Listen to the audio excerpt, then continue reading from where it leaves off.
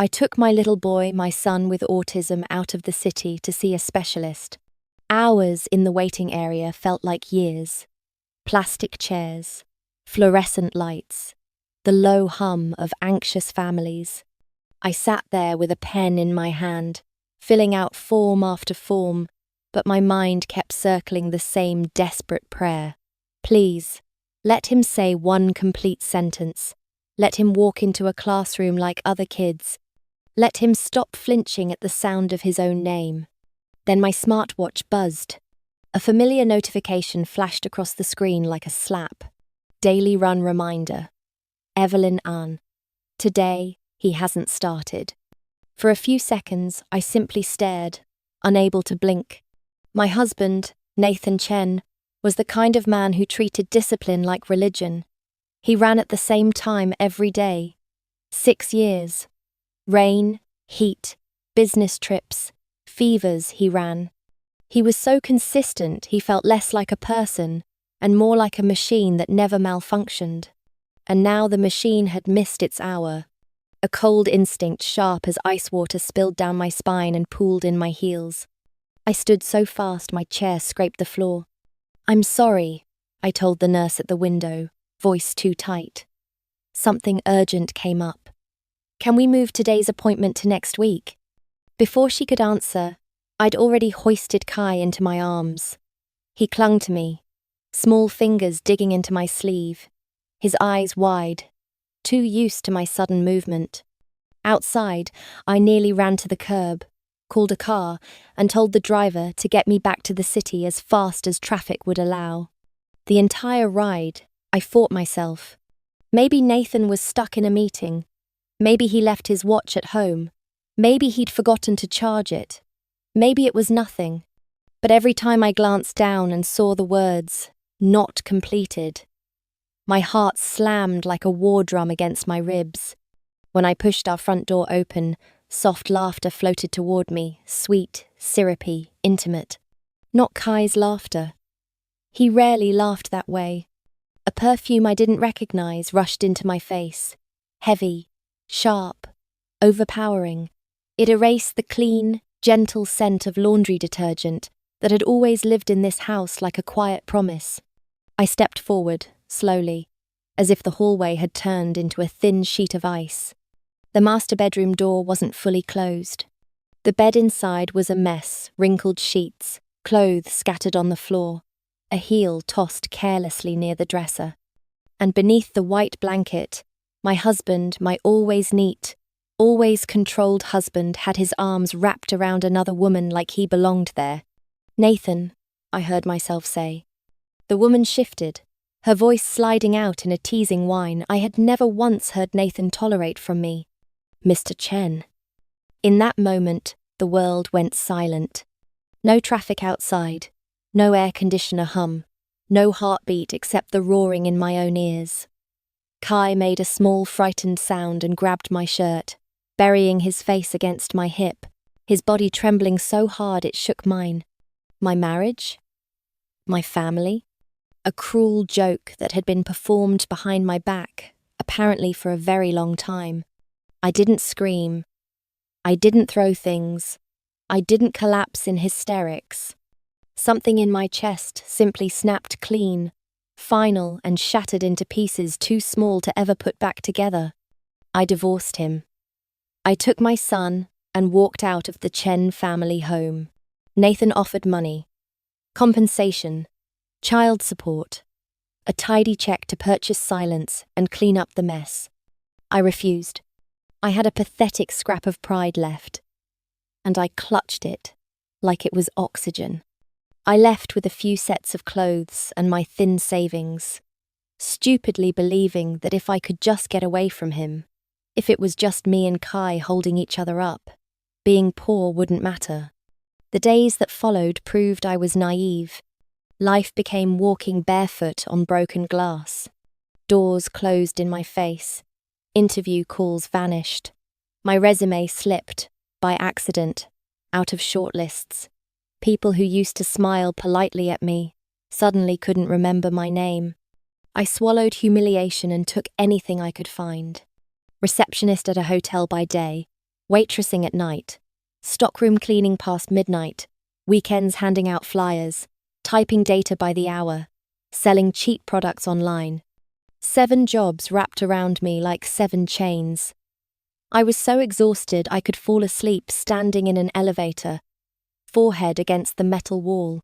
My hands, once soft, grew rough and cracked. They bled in winter. They stung under soap and cold water. But when Kai began to change slowly, painfully when he started meeting my eyes, when he finally whispered, "Mum," when he wrapped his arms around my neck in fear instead of pushing me away, I told myself every cut was worth it. I saved enough to get him consistent therapy. The progress came like sunrise, slow at first, then undeniable. His autism no longer ruled our lives.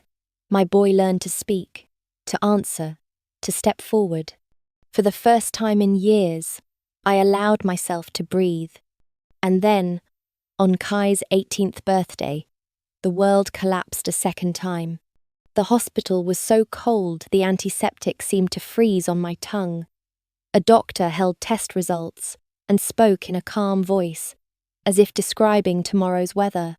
Congenital heart failure. Early stage, but progressing fast. Without a transplant, at most 2 years. I begged. I sold what little we had. I signed papers until my fingers cramped.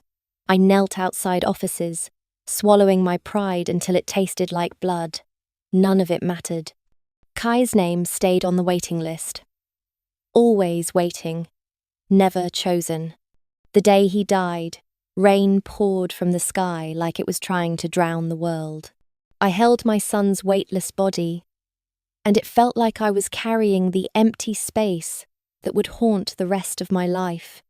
That night, the evening news showed Nathan Chen beside his new love, Lana Lin, standing under cameras with a dazzling smile, fingers intertwined like a fairy tale. The headline burned across the screen. Heir of Chen Group to marry his first love, a decade-long romance, finally gets its happy ending. I stared at it, as if someone were peeling my heart into thin slices for public display. On one side, flashbulbs, champagne foam, white lace. On the other, my damp basement room, the smell of mold and fresh ashes. That night, I hugged Kai's urn so tightly my arms went numb. I sat in the dark, breathing harder and harder, each inhale turning into needles, stabbing my chest. Baby! Mom is so tired. Rain tapped steadily against the sewer cover above my head. The darkness thickened. It swallowed my sight. When I opened my eyes again, I smelled familiar perfume, expensive tobacco, and the freshly washed bedding of the Chen house. I was back. Back on the day I demanded the divorce. The divorce papers lay on the table, ink barely dry my signature. Evelyn Ann, bold beside Nathan's, pressed so hard it nearly tore the page. "You insisted on divorce," Nathan said coldly, like a judge delivering a sentence. "So I'm granting it." In the corner, my son, my little Kai, curled up with his hands over his ears, shaking. The child I had once held as ashes. My grip loosened. The shaking in my body stopped. I bent down, picked up the papers that had fallen, held them up, looked at them as if I were memorizing every stroke, then tore them cleanly in half. Again, and again. Paper fluttered down like snow from an old winter. "This marriage," I said, my voice steady enough to shock even me. "I'm not divorcing you anymore." Nathan froze on the bed, Lana still wrapped around him. His hand, mid-stroke through her hair, halted. His eyes sharpened. Suspicion. Annoyance. Something darker underneath. "What game are you playing now?" he snarled. "Marriage isn't a joke. You think you can say divorce? Then say no divorce?" I met his gaze without flinching, each word a nail hammered into place. "I thought it through. I'm not leaving empty-handed. If you want a divorce, you'll explain it to your parents yourself. And make sure the record states it's your unilateral decision."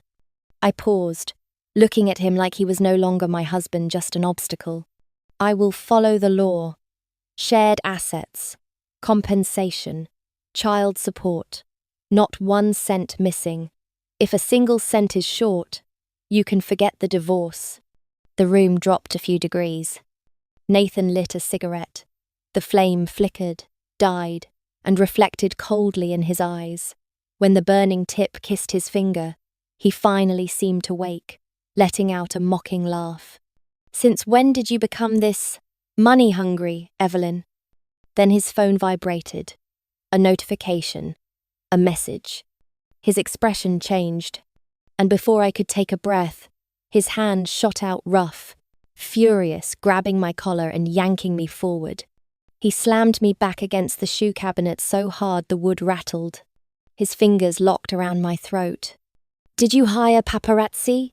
he roared, eyes bloodshot. "Did you spread rumors that Lana is a mistress? Do you know she tried to kill herself last night? If I hadn't gotten home in time, she and the baby would have been..." Air thinned.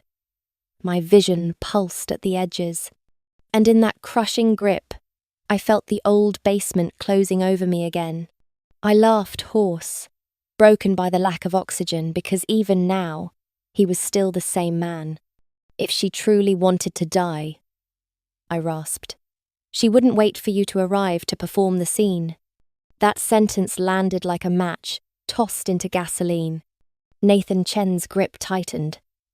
Rage flooded his eyes, hot and bright, like he'd been waiting for an excuse to become a weapon. "You still want to argue?" he snarled. Black spots began dancing at the edges of my vision. The hallway warped, my ears filled with a dull ringing, like my skull had turned into a bell. "Go to the hospital," he ordered, voice flat with cruelty. "Right now. Apologize to her." My chest seized. Breath broke into jagged fragments. Heat climbed up my face from lack of oxygen, and the world blurred until I felt it. The slight tremor in his fingers, the way his wrist shook in sync with my desperate, broken gasps. Then, like a curse timed perfectly, his custom ringtone for Lana Lynn burst into the air. A cheerful little tune, too bright for the thickness of what was happening. It sliced through the room like laughter at a funeral. Nathan's hand jerked, instinct overriding fury. For a fraction of a second, his grip loosened, then released completely, as if my throat had burned him. I collapsed to the floor, coughing so hard my ribs screamed. Air scraped my lungs like sandpaper. He didn't let me recover. He hauled me up by the arm and dragged me toward the car, the world rocking under my feet. "To the hospital," he snapped. He made me kneel. Not beside the bed. Not politely at the foot of it. He shoved me down until my knees hit the glossy white tiles with a crack of pain. Lana lay there like a porcelain doll in a museum display, skin pale, wrist bandaged, belly faintly rounded beneath the sheet. Fragile enough that any raised voice could shatter her. Perfect enough to make a room full of people want to protect her. I planted my hands on the floor to push myself up. Nathan's shoe stepped down on my fingers. Then he calmly called in the very cardiologist treating my son. The doctor arrived with a confused, cautious expression until Nathan spoke. "If she doesn't apologize," Nathan said softly, terrifyingly composed, "I don't mind putting Kai back on the operating table." Again. My entire body went cold. "Don't." The word tore out of my raw throat. "Please, don't." The doctor's eyes widened, horror flickering there for a second, then he looked away, as if the Chen name had taught him what to ignore. I swallowed blood.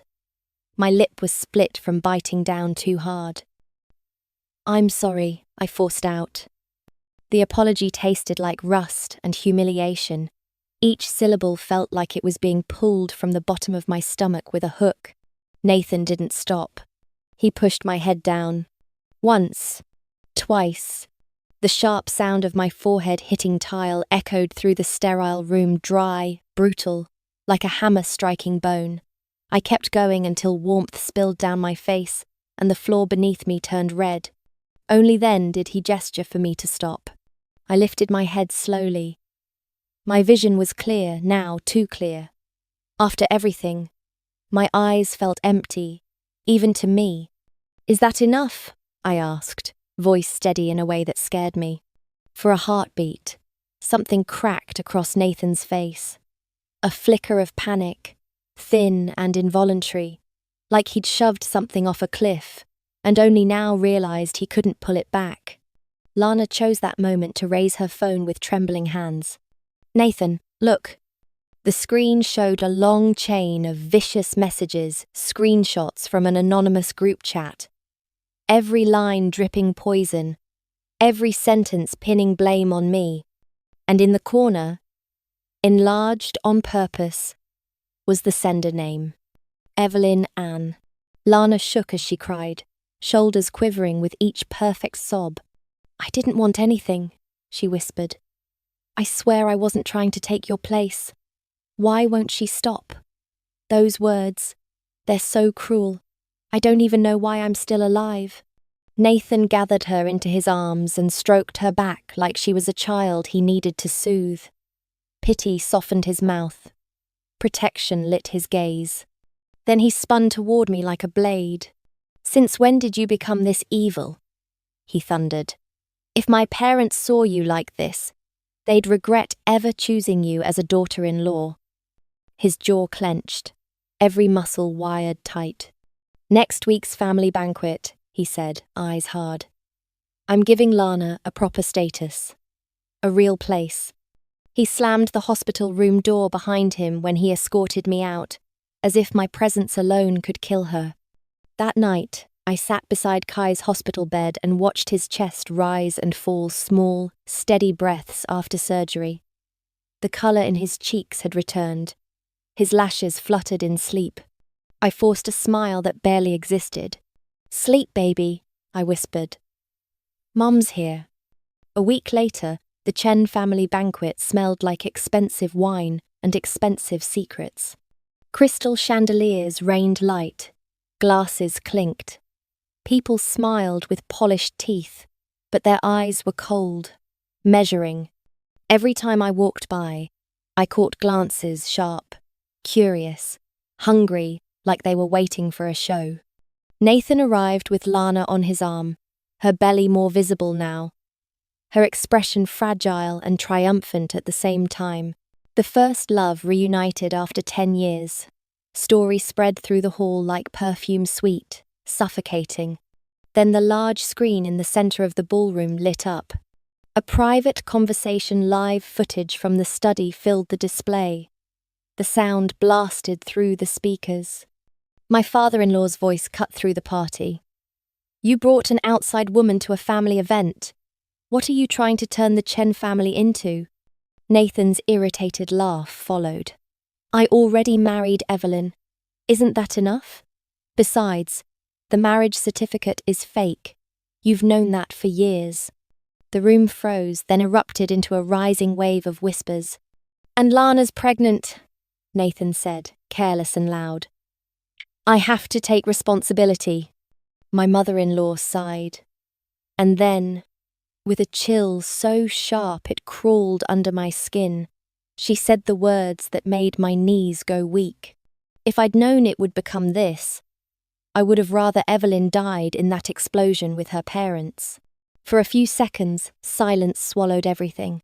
Then the ballroom exploded with sound. I stood there while dozens of eyes snapped to me pity, curiosity, and that secret relief people feel when tragedy belongs to someone else. Lana stepped forward, one hand on her belly, voice honeyed.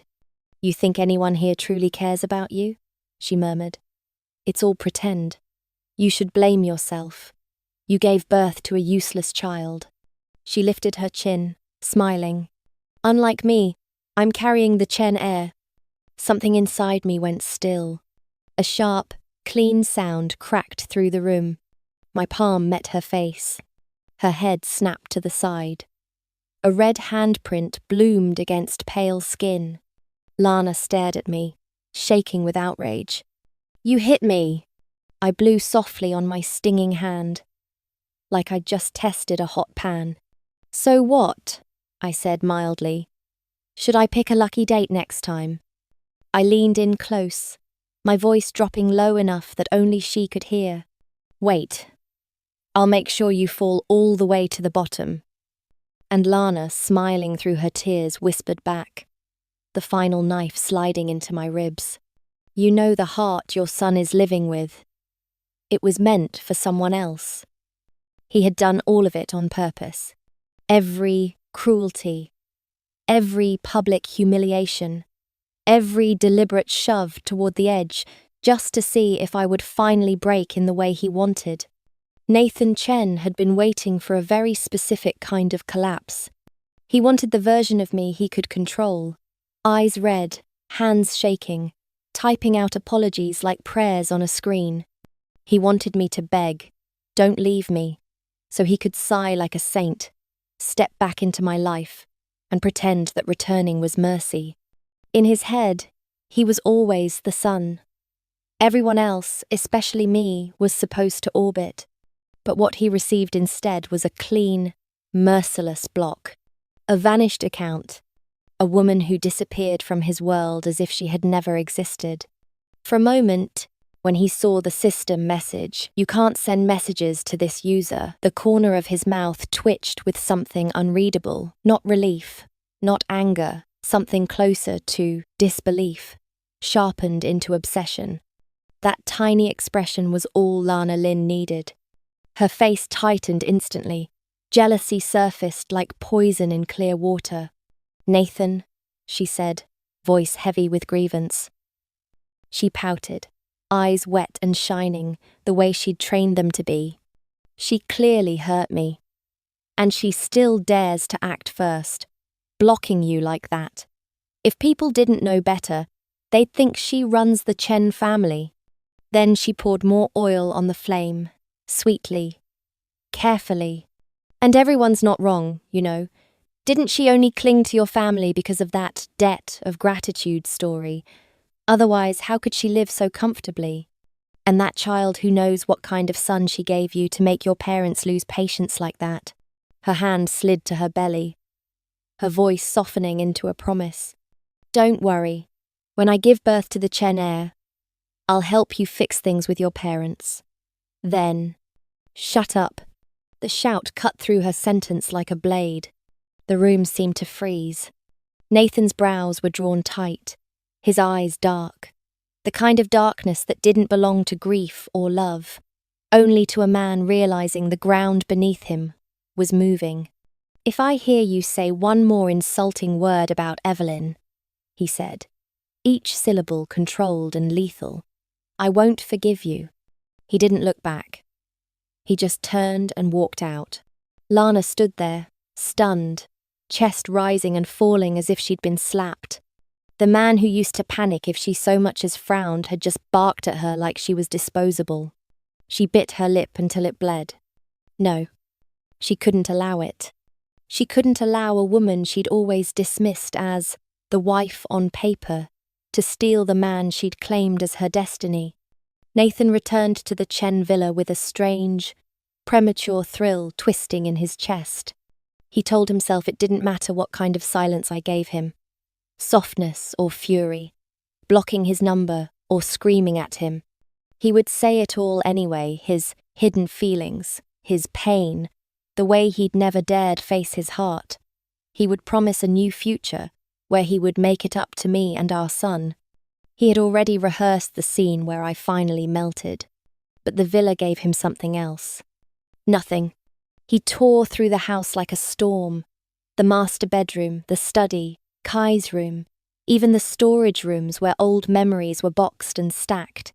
He opened doors too hard, rattled drawers, yanked closets wide. "No, Evelyn. No, Kai." A cold hand closed around the back of his neck. He grabbed the butler by the collar, panic cracking through his polished voice. "Where is my wife? Where's my son? Why aren't they here?" The butler looked at him with a calm that felt almost cruel. "Mr. Chen," he said evenly.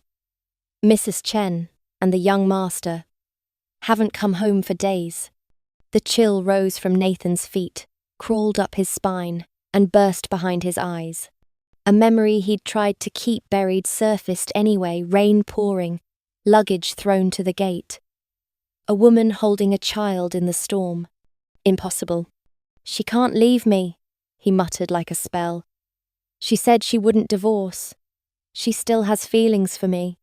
But then the last few weeks arranged themselves neatly in his mind, like ledger entries. I hadn't argued. I hadn't begged. I hadn't demanded love. I hadn't even asked where he was going anymore. The only word I'd repeated calmly, consistently, was money. Money for the jade bracelet, money for the car fare, money for medical bills, money for school, money for everything he had always mocked as tacky. Like an accountant closing out a file, I had taken the one thing he respected transactions and used it to cut every invisible thread between us. While Nathan was still playing games, believing I would never dare to walk away, I had been severing ties with surgical precision, and now, for the first time, he understood what that meant. Not anger, not revenge, absence. He snapped. He seized his assistant by the front of his shirt and hissed through clenched teeth. Find them. Turn this entire city upside down. I want Evelyn and Kai found now. Orders went out. Money moved. Relationships were called in. Private investigators were paid. Flights were checked. Hotel records searched. Even Lana, the woman he'd once held like glass, was shoved aside like clutter. She told herself it was temporary. She told herself that as long as she stayed by his side, he would eventually recognize her goodness and give her the title she'd been craving. Then she saw him sprint through the airport after a single internal tip that I had booked a flight to Europe, and her dream shattered in one clean crack. If he boarded that plane, she would lose him. So she stopped him, right there in the crowded departure hall, under harsh airport lights and the endless noise of rolling suitcases. Lana stepped into his path with a shard of broken glass pressed against her own throat. Her eyes were red, wild with desperation. Her voice shook. Nathan, don't go. Please. If you leave, I'll die right here in front of you. The glass caught the light, a cold silver line. Nathan stared at her. There was no tenderness left in his face, only exhaustion, thin, ice cold. Lana, he said, measured. Calm down. Then, without raising his voice, he delivered the truth like a verdict. We ended a long time ago. I don't love you, and only now do I finally understand. The person I've always loved is Evelyn. Lana's tears fell hard. Her entire body shook. You're lying, she sobbed. If you didn't love me, why did you treat me so well? We were first love, how could you forget? I didn't forget. Nathan closed his eyes briefly, as if swallowing something bitter. That's exactly why I know it's the past. He opened his eyes again, colder. I was good to you to provoke her. I used you. That's my fault. I'll compensate you with money, contracts, whatever you want, but this ends here. He turned to go. In the instant his back faced her. Lana's hand dropped, then drove the shard straight into her own belly. Blood spread across her white dress like a grotesque flower blooming. Even the child. You don't care, she gasped. Nathan halted. He looked back, and the terror that used to flood him, the panic she relied on, was gone. Only a thin layer of ice remained, and beneath it, contempt. Evelyn's voice echoed in his head, calm and cruel. A woman who truly wants to die doesn't choose a crowded place to perform. Nathan's mouth curved, sharp as a knife. She was right, he said quietly. People who truly want to die don't act like this. He stepped closer, eyes dropping to the blood-stained fabric. And what you did to her? I haven't even settled that account yet. His gaze lifted. Slicing. And the baby. His voice turned mocking. You know better than anyone whose it really is. He turned away and walked off without looking back. Around them, phones were already raised. Whispers multiplied. Isn't that the Chen Group CEO? Airport drama. Big news. So the Mistress rumor was real? Then someone said it louder, like a match to dry grass. Wait, was that baby not his? The crowd buzzed, disgust curling in their voices. Shameless. Karma. No wonder the wife left. And somewhere in the noise, Nathan Chen kept walking, chasing a woman who had already stepped out of his orbit quietly, cleanly, and forever. I didn't know, Nathan said, voice cracked raw at the edges. I didn't know Lana cut off every living expense you and Kai depended on. I didn't know she blocked every line between us. I didn't know how desperate your life became. His eyes were bloodshot, the kind that came from nights without sleep and days without air. Our marriage was arranged, he went on, swallowing hard. But after years under the same roof, I fell in love with you without realizing it. I was arrogant. I wouldn't bow my head. I was wrong. Then, as if words weren't enough, he lifted his hand and slapped himself once, twice, 3 times. The sound echoed sharp in the corridor, obscene in its sincerity. Like a performance meant to hurt the audience, more than the actor. I owe you, he said hoarsely. I'm guilty. He drew in a shaking breath, forcing himself to keep going, as if confession could carve a bridge back to me. When I came back, when I realized I'd been given another life, I thought it was heaven's chance for me to atone. I wanted to make it up to you, to fix everything, but I didn't even know where to start. And the farther you became, the more terrified I got. So I used Lana to provoke you. His laugh broke into something bitter. I told myself it was just a tactic. If I could get you to look at me just once, anger was fine. Hatred was fine. Anything was better than your silence. I thought if I gave enough money, you'd forgive me. I thought if I could keep you from suffering the way you did before, it would count for something. He lifted his head.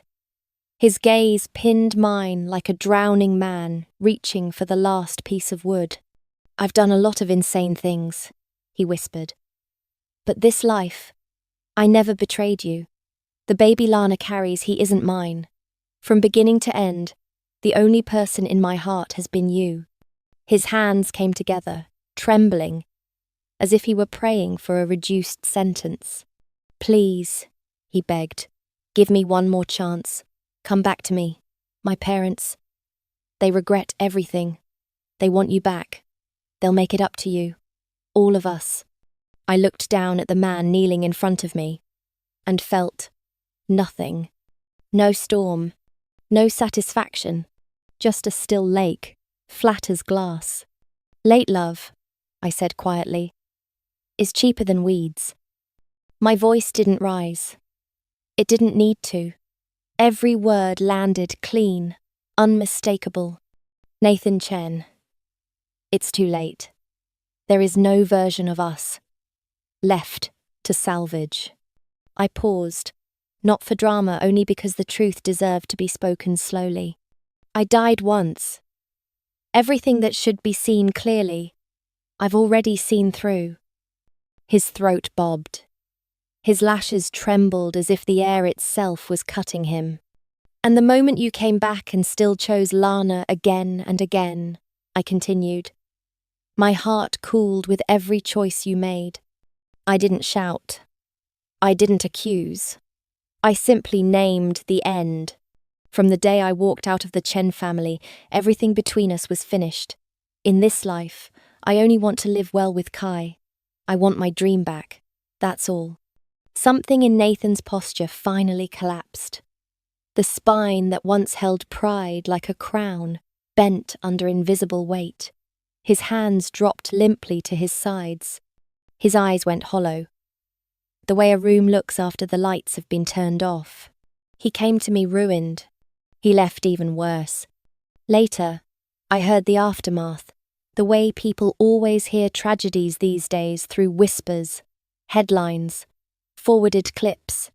Lana, furious at being used and discarded, drove straight into Nathan's car one rainy night, like a missile aimed at revenge. He survived, but his leg didn't, fractured beyond repair. A lifetime sentence to wheels and pain. Lana was caught at the airport trying to flee overseas. Handcuffed, dragged into the system she thought money could buy her out of. Nathan lost the will to live. His parents called me. Their voices were brittle with pleading. They asked me to visit him, to say something kind, to comfort him. I agreed. In the hospital room, disinfectant hung thick in the air, the kind that clung to the tongue until everything tasted like metal. Nathan lay twisted with pain, face drawn tight, eyes unfocused as if he were drifting half outside his own body. I stood at the foot of the bed and watched him the way you watch a stranger's suffering in a passing car, aware, unmoved, strangely empty. No joy, no ache, only cold space. "Evelyn," he rasped, like he was grabbing at the last thread of himself. "Evelyn." I met his gaze.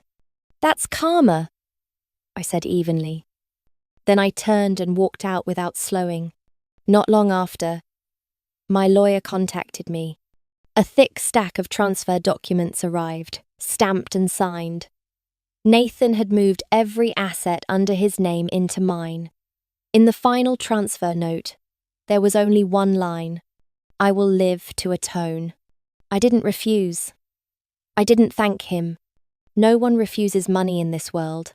But this time, it wasn't a chain disguised as compensation.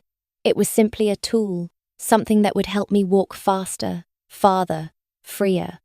The wind had calmed, the rain had passed, and I finally turned my back on the past completely, stepping into a future that belonged to me alone.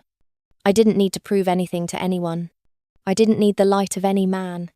I was the flame. I was the direction. 3 years later, late spring in Paris carried a soft kind of light, clear, gentle, filtered as if time itself had polished it. I stood at the third-floor window of my studio and looked down at the wet cobblestones that the midday rain had washed clean. For the first time in years, peace sat in my chest without asking permission. The workspace wasn't big, but it was bright, warm, alive. On the wall were the latest designs for Atelier and my own jewellery label. In the glass cabinet sat 2 collections that had made last year's trade magazines finally spell my name correctly. And at the centre of the room, on a rotating stand, waited the new set I was bringing back for an international exhibition. 3 words on the placard: "Back home." The door opened, familiar footsteps. "Mum," Kai said, holding up his phone. I booked the tickets. He was taller than me now by half a head, his voice still carrying that boyish excitement that used to sound impossible. On the screen was the flight itinerary from Paris to a coastal city hosting the exhibition. Beneath it, he'd added a note in bold: "The journey of 2 warriors." I laughed and ruffled his hair. "You're an adult."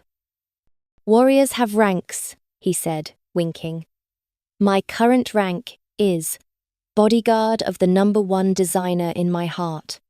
I looked at him, healthy skin, bright eyes, a faint scar near his collar from the surgery long ago, almost swallowed by time now. If I hadn't lived 2 lives, I might never have understood this truth. As long as he was here, everything else could be released. Slowly. "You nervous?" I asked, sliding sketches back into their tube. "A little," Kai admitted, resting his elbows on the windowsill as he watched strangers move below like a silent film. "Not scared, just excited." He went quiet, then spoke honestly.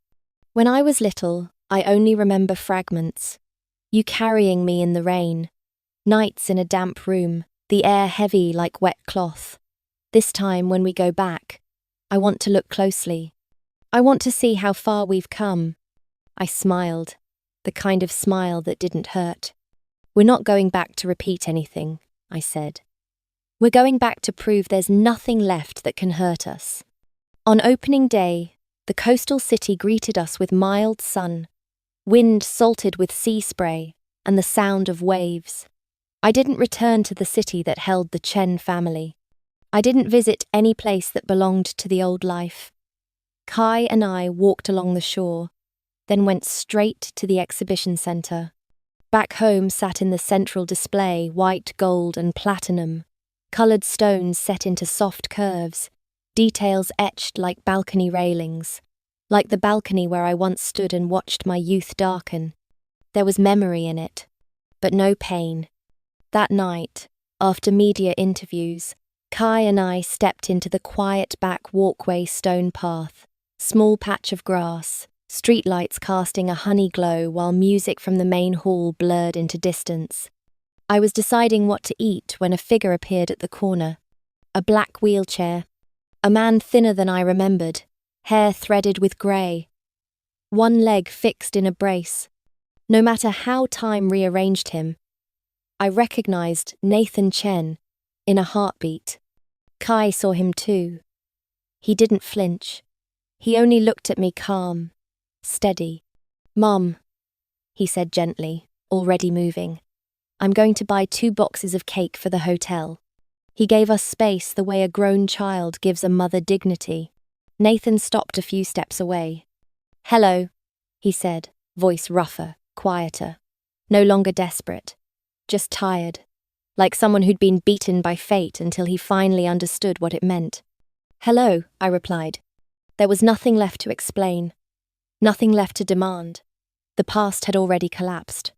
The present was simply 2 adults facing each other like strangers, who shared a few burned chapters.